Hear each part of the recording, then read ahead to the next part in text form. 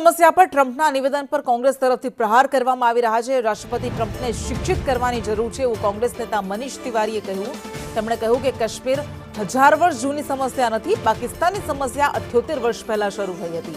સંઘર્ષ વિરામ માટે ટ્રમ્પે મધ્યસ્થતાની પ્રસ્તાવ મૂક્યો હતો મધ્યસ્થતાનો, તેના પર કોંગ્રેસે સવાલ ઉઠાવ્યા છે।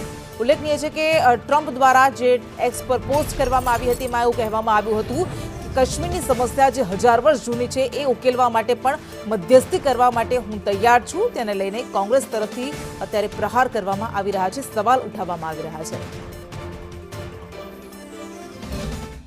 अमेरिका व्यापार बढ़ा रहा है, अमेरिका दोनों को युद्ध विराम करा रहा है, सारी घोषणाएं वही कर रहा है और भारत जैसे सार्वभौमिकता संप्रभुता का देश वहां से व्याख्यान सुन रहा है।